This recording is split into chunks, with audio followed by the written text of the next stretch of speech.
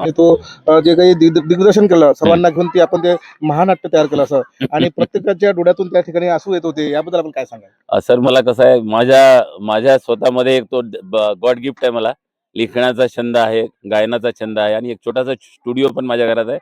तर हे सगळं मी तिथे करतो. ते करत असताना मला त्यात आनंद मिळतो आणि म्हणून मला असं वाटलं, की मॅडमसाठी सुद्धा आपण एक श्रम घ्यावेत. म्हणून मी एका दिवसाचं नाही आहे, हे वर्षभरापासून मी हे संकलन केलं. मॅडमच्या जवळून, त्यांच्या आजूबाजूच्या त्यांचे कर्मचाऱ्यातून, त्यांचे पी-एस घाटे साहेब यांना विचारून ही माहिती संकलित केली आणि हे वर्षभराचं करायचे आहेत. कारण शिक्षणाच्या सोबत, डोक्याच्या विकासासोबत शरीराचा विकास सुद्धा अतिशय महत्त्वाचा असतो. अभ्यास करावा पण त्यासोबत खेळावं, पण जिंकणे हा भेद नसावा. हरलेला हा नक्की पुढे जिंकणार असतो आणि जो जिंकणार आहे त्याने त्याहीपेक्षा उंच झेप घ्यायची असते. धन्यवाद सर. ओके. माझ्यासोबत होते सुधीर खोडे, गट शिक्षण अधिकारी, अंजनगाव पंचायत समिती. या ठिकाणी यशस्वी असं आयोजन या ठिकाणी झालं आहे, महोत्सव झालेला आहे आणि ती संपूर्ण टीम, त्याचे सहकारी जे आहेत यांचा सुद्धा त्यांचा सिंहाचा वाटा आहे.